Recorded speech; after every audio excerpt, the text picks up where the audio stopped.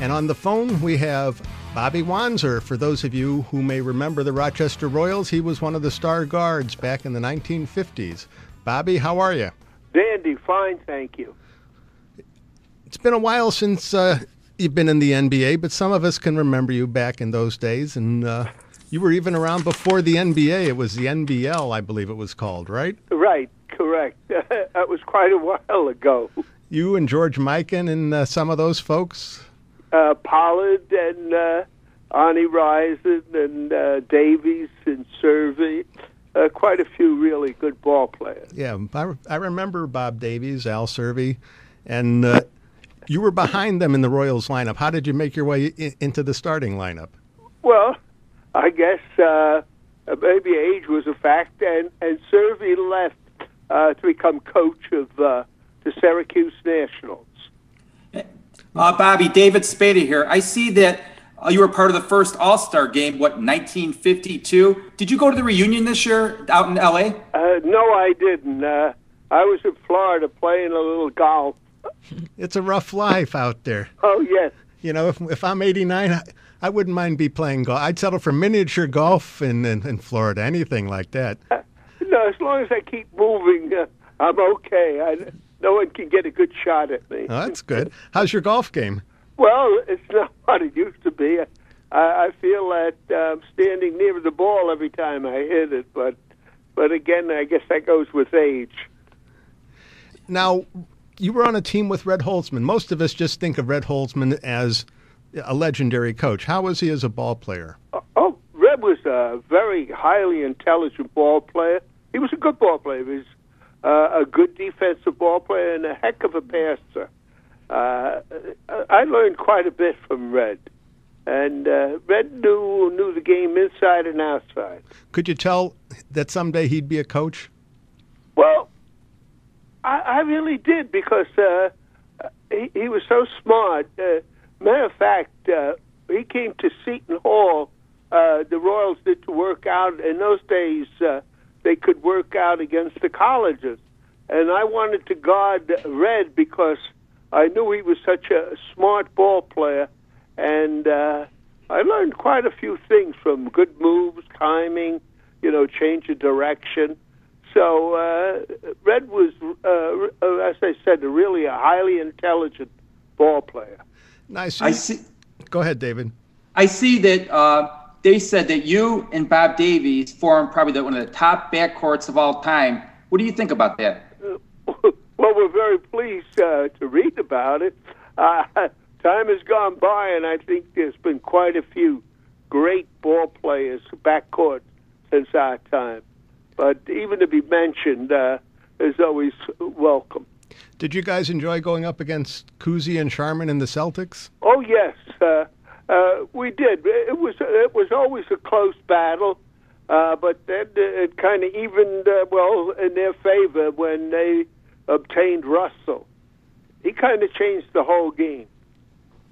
Now, as a New York guy, did you ever say to yourself, gee, I wish I was on the New York Knickerbockers? Well, I often thought of that, because growing up in New York, I played so many high school games at Madison Square Garden that you always wonder what would have happened. But I was really happy in Rochester. You got to be player-coach. You don't see that anymore. You think that'll ever happen again?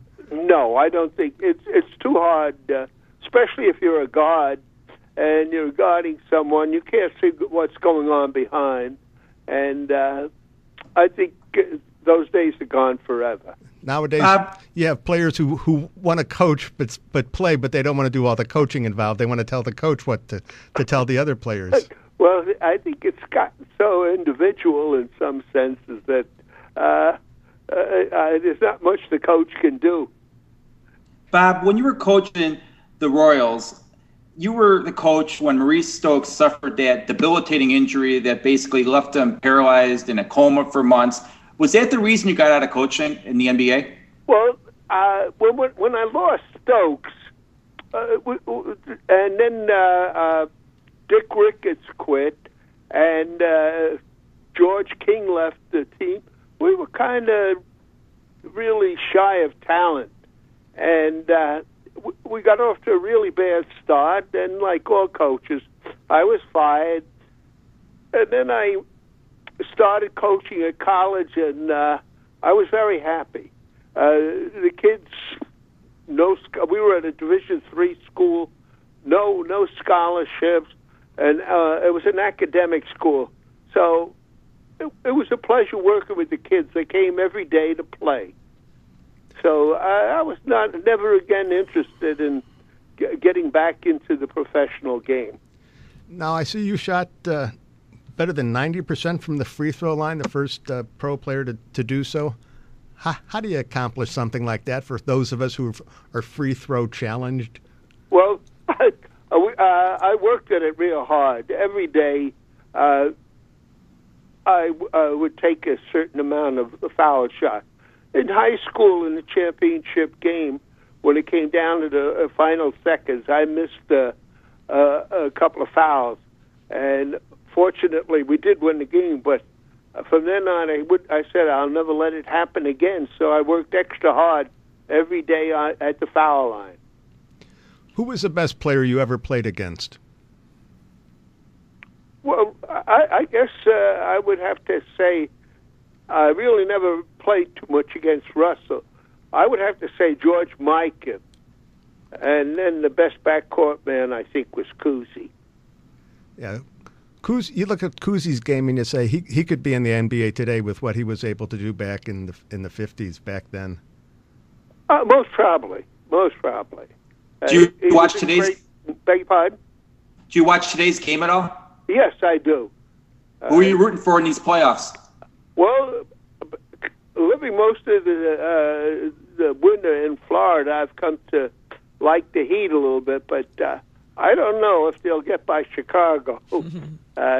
Chicago has some size inside, and they're pretty tough. All righty. Well, thank you. It's been a pleasure speaking with you. Continued success with your golf game. Well, thank you very much. It was my pleasure. All righty. That was Bobby Wanzer, the former Rochester Royal All-Star guard.